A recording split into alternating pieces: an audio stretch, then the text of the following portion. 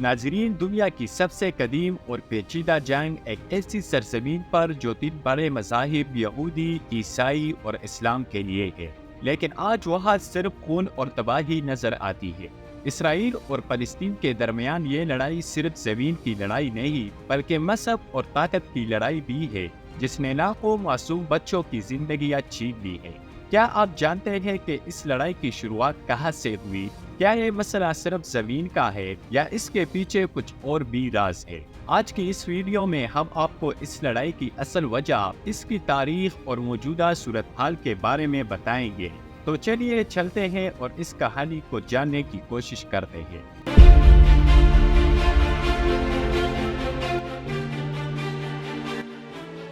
کہانی کی شروعات کرتے ہیں 70 عیسوی سے۔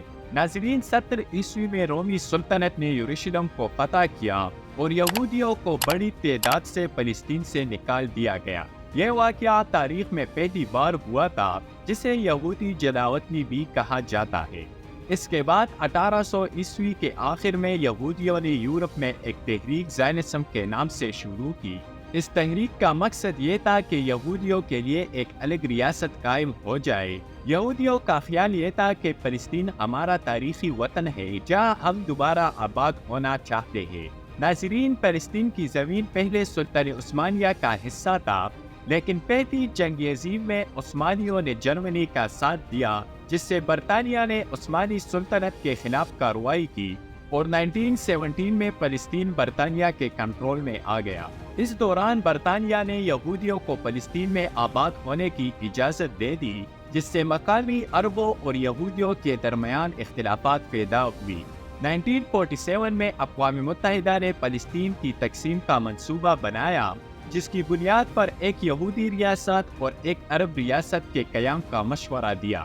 اس منصوبے میں یہودیوں کے لیے تقریباً 56.47% زمین محسوس کیا اور مسلمانوں کے لیے تقریباً 43.53% زمین محسوس کیا۔ اس منصوبے نے یہودیوں کے لیے ایک قومی ریاست کے قیام کا ایک موقع فراہم کرتا تھا، لیکن عربوں نے اس منصوبے کو ایکسیپٹ نہیں کیا، کیونکہ عربوں کا کہنا تھا کہ یہودیوں کو بے انصافی طور پر زیادہ زمین دی گئی ہے۔ لیکن پھر بھی 1948 میں یہودیوں نے اسرائیل کے نام سے ایک ریاست کا اعلان کیا، جسے فوراً امریکہ اور مختلف مغربی ممالک نے ایکسیپٹ کر لیا، لیکن بہت سے اسلامی ممالک نے اسرائیل کو ایکسیپٹ نہیں کیا، جس کی وجہ سے عرب ممالک نے اسرائیل کے خلاف جنگ چھیڑ دی، جس میں مصر، عراق اور لبنان بھی شامل تھے۔ اس جنگ کا نتیجہ یہ نکلا کہ اسرائیل نے فلسطین کی زیادہ تر زمین پر قبضہ کر لیا اور لاکھوں فلسطینیوں کو ان کے گھروں سے نکال دیا گیا۔ ناظرین، 1948 کی جنگ ختم ہوئی، لیکن اس جنگ کے اثرات آج تک محسوس کیے جاتے ہیں۔ یہ جنگ کسی معاہدے کے ساتھ ختم نہیں ہوئی تھی، بلکہ اس کے بعد ایک نئی کہانی کا آغاز ہوا تھا۔ لاکھوں فلسطینی اپنے گھروں سے بے دخل ہو چکے تھے۔ فلسطینیوں کے یہ امید تھی کہ وہ ایک دن اپنے وطن واپس جائیں گے، لیکن ان کا یہ خواب ادھورا رہ گیا۔ 1949 میں اسرائیل نے کئی عرب ممالک کے ساتھ امن کے معاہدے کیے، لیکن اس معاہدے کا مطلب فلسطینیوں کے لیے کوئی امن نہیں تھا۔ فلسطین کی زمینوں کا ایک بڑا حصہ اسرائیل کے کنٹرول میں آ گیا تھا، جبکہ فلسطینی عوام کو پناہ گزین کی حیثیت میں رہنا پڑا۔ ان کی سرزمین پر قبضہ ہو چکا تھا اور وہ بے وطن ہو چکے تھے۔ اس کے بعد 1964 میں فلسطینیوں نے PLO فلسطین لبریشن آرگنائزیشن تحریک شروع کی، جس کا مقصد یہ تھا کہ فلسطینیوں کو آزادی مل جائے اور اسرائیلی قبضے کو ختم کیا جائے۔ لیکن یہ تحریک چلانا فلسطینیوں کے لیے آسان نہیں تھی۔ ناظرین، اسرائیل اور فلسطین کے درمیان 1967 میں ایک اور جنگ چھڑ گئی، جسے 6 روزہ جنگ بھی کہا جاتا ہے۔ اس جنگ میں اسرائیل نے نہ صرف باقی فلسطینی زمینوں بلکہ مصر اور شام کے علاقوں پر بھی قبضہ کر لیا۔ یروشلم، جو مسلمانوں، عیسائیوں اور یہودیوں کے لیے ایک مقدس شہر تھی، وہ بھی اسرائیل کے کنٹرول میں آ گیا۔ اس جنگ میں فلسطینیوں کو بہت نقصان ہوا، لیکن اس کے بعد بھی فلسطینیوں نے PLO کی تحریک جاری رکھی اور اس کے ساتھ 1987 میں انتفاضہ کی تحریک بھی شروع کی، جو اسرائیلی قبضے کے خلاف فلسطینی عوام کی ایک بڑی بغاوت تھی۔ یہ ایک عوامی تحریک تھی جس میں بچوں، جوانوں اور عورتوں نے بھی حصہ لیا۔ اس تحریک کی وجہ سے 1993 میں ایک معاہدہ تیار ہوا جسے اوسلو کے نام سے بھی جانا جاتا ہے۔ اس معاہدے میں فلسطینیوں کو خود مختاری دی گئی اور اپنے وطن فلسطین کے کچھ علاقوں میں آزادی بھی ملی، لیکن ایک مکمل آزاد فلسطینی ریاست کا قیام نہیں ہو سکا۔ اس معاہدے نے اسرائیل اور فلسطین کے درمیان بات چیت بھی کیا، لیکن امن کا کوئی حل نہیں نکل سکا، کیونکہ اسرائیل اس معاہدے سے بالکل خلاف تھے، جس کی وجہ سے خودکش حملے بھی ہوئے اور اس کے ساتھ اسرائیلی وزیر اعظم رابن کو بھی ایک اسرائیلی شخص نے قتل کر دیا جو اس معاہدے سے بالکل خلاف۔ ناظرین، اس کے بعد اسرائیلی سیاستدان نے یروشلم کی مقدس جگہوں کا دورہ کیا، جس پر فلسطینیوں میں شدید رد عمل ہوا، جس کی وجہ سے دونوں طرف سے بڑے پیمانے پر تشدد ہوا۔ فلسطینیوں نے خودکش حملوں کا استعمال کیا اور اسرائیلیوں نے فضائی حملے اور زمینی کارروائی شروع کی، جس سے ہزاروں افراد ہلاک ہوئے، جن میں زیادہ تر فلسطینی موجود تھے۔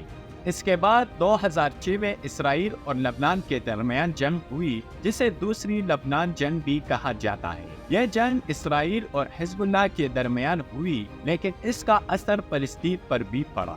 12 جولائی سن 2006 میں حزب اللہ نے اسرائیلی فوجی چوکیوں پر راکٹ حملے کیے اور 2 اسرائیلی فوجیوں کو بھی اغوا کر لیا۔ اسرائیل نے اس کے جواب میں لبنان پر فضائی حملے شروع کیے، جس سے لبنان کے کچھ شہروں کو زیادہ نقصان ہوا۔ اس جنگ میں حزب اللہ نے اسرائیل کی سرحدی علاقوں میں راکٹ حملے کیے، جبکہ اسرائیل نے لبنان کے انفراسٹرکچر کو نشانہ بنایا۔ اس جنگ میں ہزاروں افراد ہلاک ہوئے تھے، جن میں زیادہ تر لبنانی شہری تھے۔ یہ جنگ اسرائیل اور حزب اللہ کے درمیان تھی، لیکن اسرائیلی حملوں سے فلسطینیوں کو بھی نقصان ہوا، جس سے اسرائیل اور فلسطین کے درمیان اور بھی اختلافات پیدا ہوئے۔ آخر اس لڑائی کا حل کیا ہو سکتا ہے؟ ناظرین، کچھ لوگوں کا کہنا ہے کہ یہ لڑائی 2 ریاستی فارمولہ سے ختم ہو سکتا ہے، جس کی بنیاد پر ایک آزاد فلسطینی ریاست اور ایک محفوظ اسرائیلی ریاست قائم ہو سکے۔ دونوں طرف کے عوام کو امن، انصاف اور آزادی کے ساتھ جینے کا حق ملنا چاہیے۔